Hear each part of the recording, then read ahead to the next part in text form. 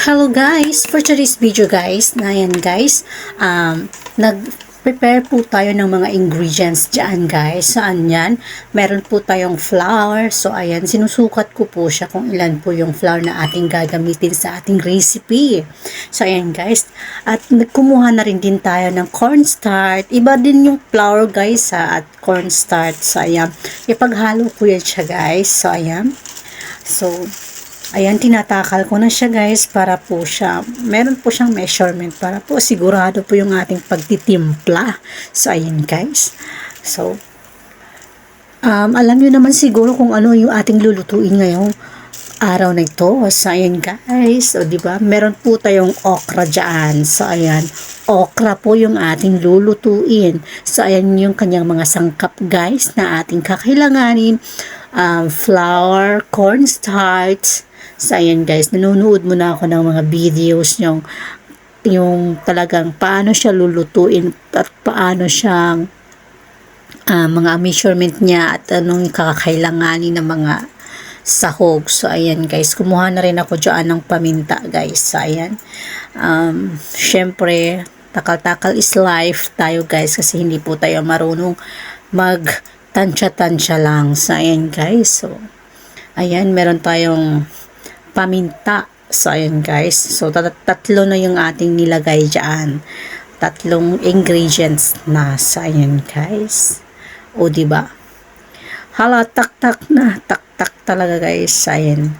So, medyo madali lang talaga siyang gawin guys. Talagang sabi ko, ganito lang pala. So, ilan lang yung ingredients dyan. So, ayan. Medyo madali lang siyang lutuin. Kasi ipiprito mo lang siya. So, ayan. So, tapos na, meron parang tubig.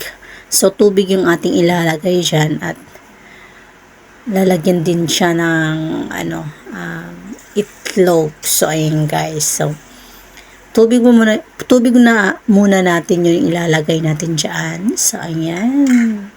O, diba? I-mix at hello earn na yan guys. So, ayan, mikas na yan. So, ayan. O, diba? So, ayan guys, tapos na tayong magmikos-mikos guys. So, lagyan na din natin ng crispy fry. So, tinatansya ko na yung crispy fry guys kasi yung talagang sukat niya guys is yung small na pack ng crispy fry. So, wala naman tayong small pack o di tansyahin na lang natin. So, ayan guys, mekos na natin yan. Again. So, ayan guys. O, diba? Medyo malapot-lapot na siya guys. Sobrang kulang na lang siguro yung itlog niya. Itlog na lang yung kulang. So, ilalagay natin yung itlog dyan guys para hindi siya medyo sobrang lapot. So, ayan. Ayan. O, diba? Itlog is life. So, ayan guys. Nilagyan ko na siya ng itlog at minimikos-mikos ulit. So, ayan. Sobrang dali lang talaga siyang gawin.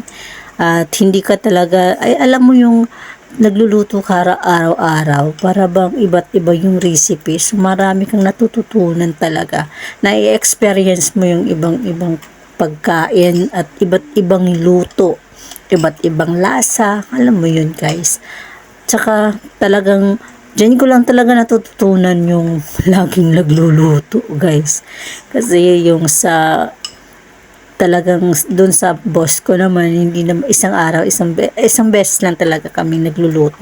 Pero dito guys, tuwing kainan, so magluluto talaga ako. So iba't ibang putahe yung niluluto ko for first timer. It's not bad kasi nagagawa ko siya ng maigi, nagawa ko siya ng maayos at talagang nakaka-inspired para sa akin guys kasi hindi talaga ako marunong magluto. So ayun guys, andyan na yung okra. So set aside na natin yung ating ingredients kanina. So yung ating okra naman ay hihiwain po siya. Actually guys, meron po siyang talagang kung talagang gusto nyo pong mag-curl siya, nipisan mo po yung kanyang paghiwa. So, nipis po siya ang paghiwa guys para hindi po siya ay meron po rin siyang style. So, sa akin naman guys is hiniwa ko lang siya. So, slice ko lang siyang isang slice lang. So, ganyan guys. Medyo marami. Ay, medyo hindi naman siya masyadong marami. Iilan lang po yan. At ayan. Ganyan lang gagawin nyo. Hiwain nyo lang. Kunan yung mga sa dulo-dulo. At hihiwain sa gitna. So, ayan guys. So, ganyan lang guys. Sobrang dali lang talaga sabi ko nga guys madali lang pala talagang magluto. Pag lahat ng kakailanganin mong mga ingredients is nasa harapan mo na. Hindi yung pag nagluluto ka, uy, walang ganito, ay, walang ganyan. Parang kulang talaga. Parang kulang lang talaga yung, hindi lang talaga kulang sa lasa talaga yung mga gagawin mo pag ganun. Kasi hindi mo ma-perfect yung sarap pag kulang ng mga ingredients. Tama, di ba?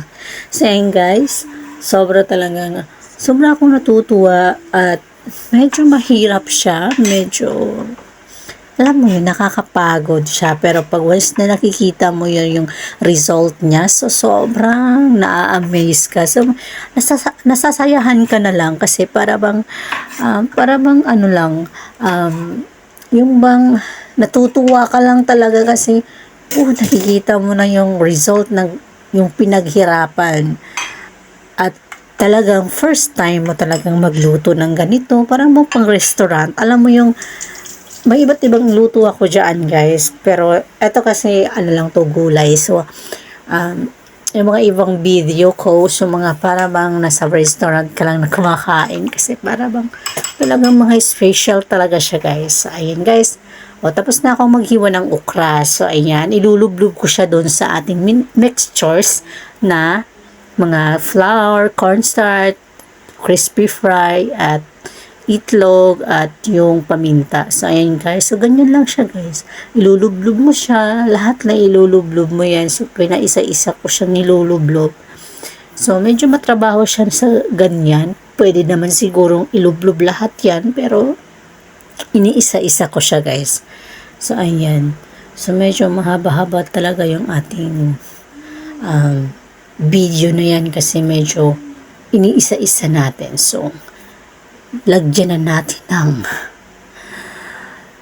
magic. Tara, let's!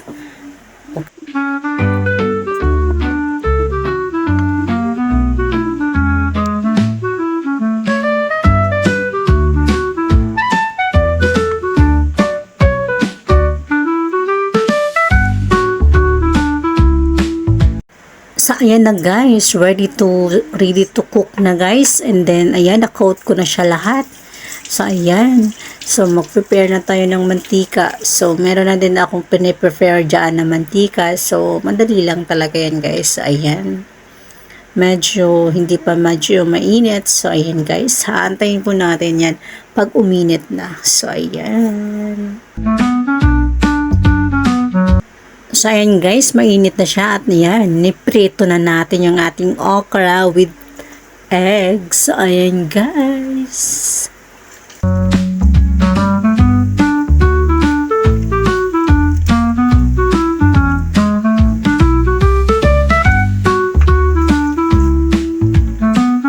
So, ayan na guys. O, diba? Mukhang masarap naman siya guys, no? So, ayan. Let's continue to our cooking.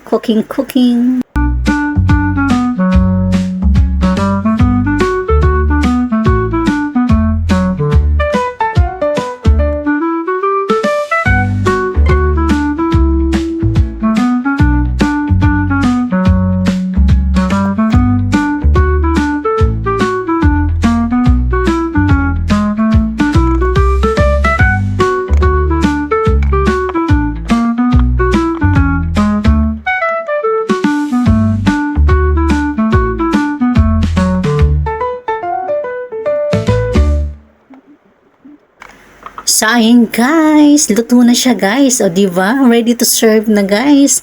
At sa harap niya, tignan guys. So, ayan. Thank you for watching guys.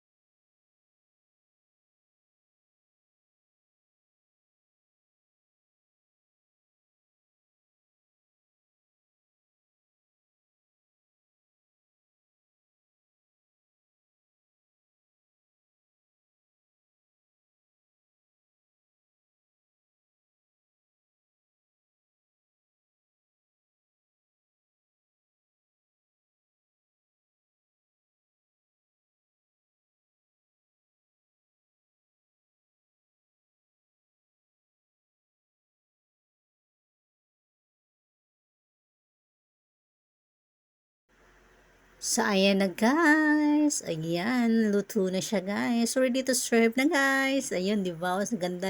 Ang sarap niya tingnan guys, no? Ayan. Thank you for watching.